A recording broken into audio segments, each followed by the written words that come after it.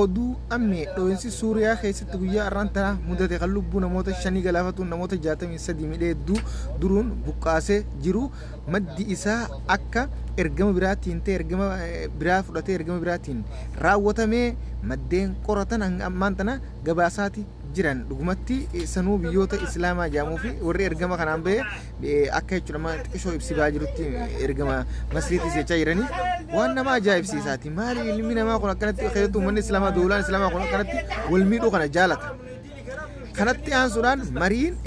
dinagdee waloo walitumsu irratti Suudiitii fi Suuriyaa akkuma tuufatti jira guyyaa irraan tana taa'amaati jira waan nama gammachiisa hanga Dimishqootti taa'amaa jira gaa jiilli jechuudha marii kana gaggeessuuf Dimishqaa seenee iddoo jechuudha paarlamaatti geeffamu mana keessatti marii taa'amaa jiru irratti yeroo ammata sharaa seenu haala gaariin simannaan waan taasifame ol kaanii hundi isaanii hanga inni seenee dhufee gattaa'utti kanatti aansuudhaan uummata Suuriyaan Arabbiin nagaa godhu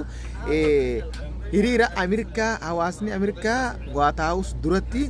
hiriira guddaa dhoosee jira kan mootummaa Ameerikaa balaaleffatuu fi gocha jechuudha qaamni shororkeessan ammas mootummaa Suuriyaa kana irratti fonqolcha kaasuu fi hawaasa miidhuudhaan gaggeessaa jiru kana balaaleffatu istoob jechuudha dhaabbatu lolli jechaan gaggeessaati jiran kanatti aansuudhaan Gaazaan uummanni Gaazaa beelaan dhumaa jira hanga irraan tana gargaarsi Jordan hin seene waa xiqqoo kun ga'aa miti dhugumatti beeltii nama obsisiiftu yeroo daa'imman jechuudha akkanatti beelaan rakkatan kana yeroo agaran ijji nama agartuu dhugatti qiyaamaan sun osoo dhaabbattee nama jechisiisa keessattuu jechuudha biyyoonni islaama jiru kun akkatti inni garaa walitti jabaatu kanneen akka jechuudha Tunuuziyaa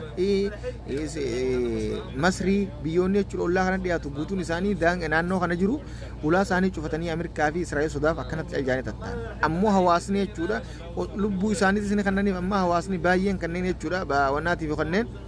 midhaan akka godhu dhabanii jechuudha namummaa waan itti dhagamtu gochaa fi miidhaa uummatni jechuudha beelaan dhumaa jiru yoo agaran akka obsuu dadhabuudhaan ruuzaa fi kanneen akka baaqilaatii fi kana aayilaandii naqanii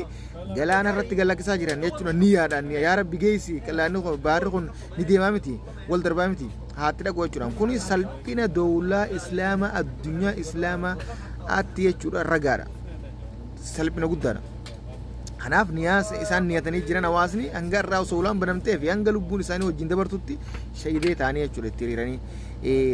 dhugatti jechuudha waan hedduu uummata islaamaa kanarraa nama ajaa'ibsiisu maalumaaf akkana garaa walitti jabaatanii moo keessattuu mootummoonni kun maaltu akkanatti isaan onnee keessaa guuree kanaatu nu dhibee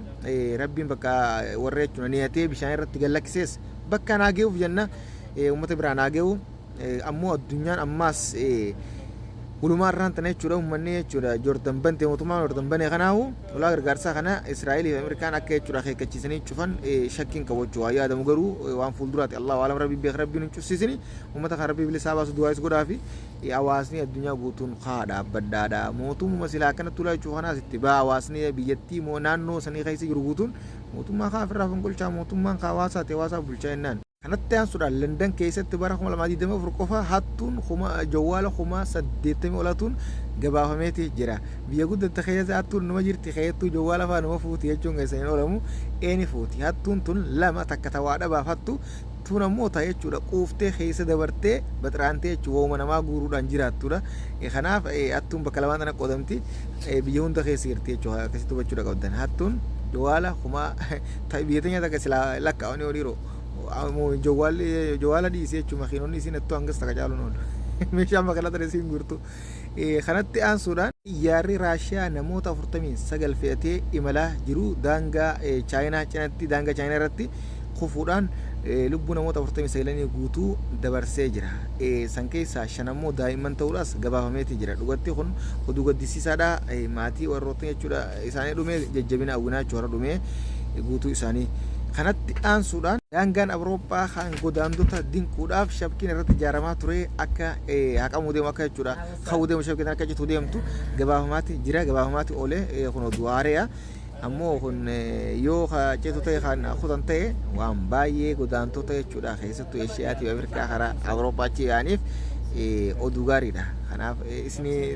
gaarii fakkaate yaani toltuudha jechuudha kiyya. kanatti aansuudhaan Taayilaandii fi Kaamboodiyaan lola guddaa walirra bantee jirti ibidda guddaa walitti darbachaa jirti misaa'ilaa fi dirooniidhaan lolli ammaa isa galee ilmi namaa nagee waliif hin kennu nagee walitti hin dhiisu nageenyi jechuudha addunyaa kanarra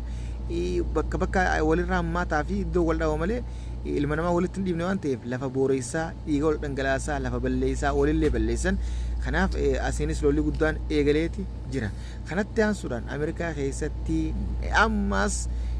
namtichi tokko jechuudha motora qilleensaa hojjetee samirra balaliisee jira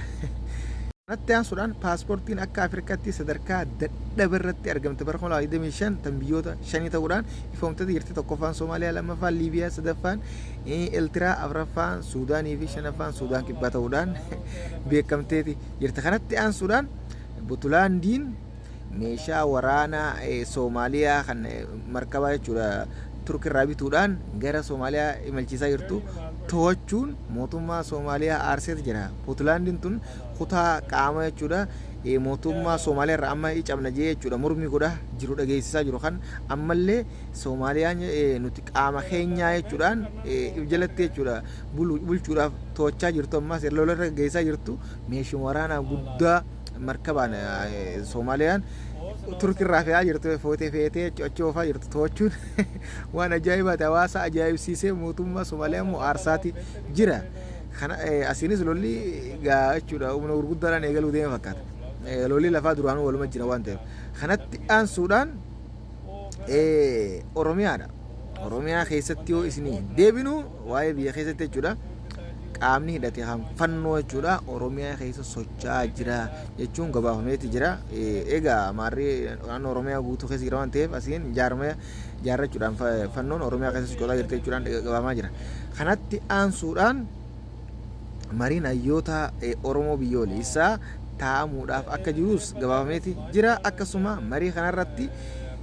leencii Oromoo kan Oromoon jaalattu kan hundi jaalannu Lammaa Magarsaatis ni argamaa oduun jettu ammaan tana baati jirti. Kun waan gaariidha. Lammaan as bahuun hawaasa Oromoo hundaaf abdiidha. Akka gaariitti waan nama gammachiisu as bahu marii hayyoota Oromoo kan biyyoolessaa kana keessatti makamee fi waa jechuudha waan jiruurre bakka biratti jechuudha dubbateefu haa ta'uuti inni as beetuma ibsa kannuun waan gaarii waan hundi abdiidhaan waan hundi maasis duraanis yaadaa turreedha waan gaarii kanatti aansuudhaan rooba yookaan roobni cimaan roobuudhaan balaan lolaa Finfinnee jechuudha keessa lolaa akka gaariitti jechuudha guutee jiru kan fooqii yoo ta'u hunda keessa guutee jiru hawaasa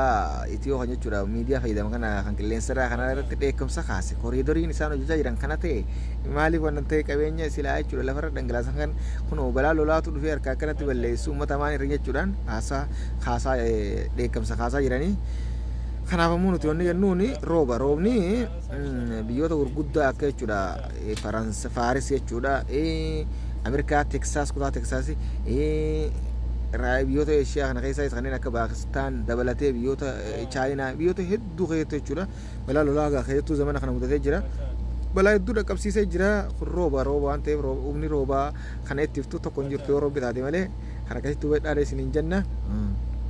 Kanatti aansuudhaan oduun sobaa tokko kan uummata Oromoo kan miidiyaa kana burjaajeessuun gadda keessa galchitee takka isinii ibsinu isinii adda baafnu oduun tuni beejiin tokko kan maqaa jechuudha Oromoo Saudi Arabiyaa community jechuudha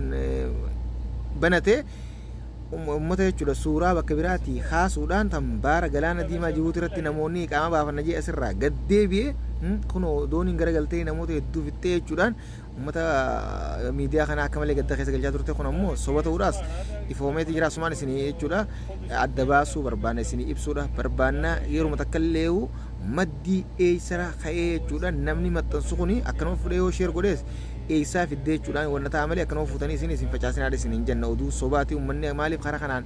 baara deemee karaa hayyamaatiin dhufaa maaliif jechuudha ayyama dhabeessarraa gartee miti seera dhabeessarraa gara seera qabeessatti deebi'aa seera qabummaadhaan biyya namaa keessa jiraataa warra hinaaffaan guutameetu gochoota akkanaa kana jechuudha facaasa namuu nasiiba isaa karaa seera qabeessaatiin deemee mokorachuudha qaba soba akkanaa kana tamsaasurraayis qusadhaa warra tamsaasuus daldaltoota hordoftoota barbaaduuf filoo barbaaduudhaaf socho'u akka gaariitti jechuudha irratti deebisaa isin jenna osoo hin facaafne osoo uummata Oromoo sobaan hin burjaajee isin hin gaddisiifne jechuudha kanaa isin jechuu barbaada. Kun cunfaa oduu guyyaa irraan tanaati oduu irraan kana fakkaata kan biraatti wanti deemti shirguudhaan facaasaa akkasiin bira oduu hammete laal yeroo nuti dabalama maatii keenya ta'a subscribe godha share godha facaasaa assalaamu alaikum walid dachaane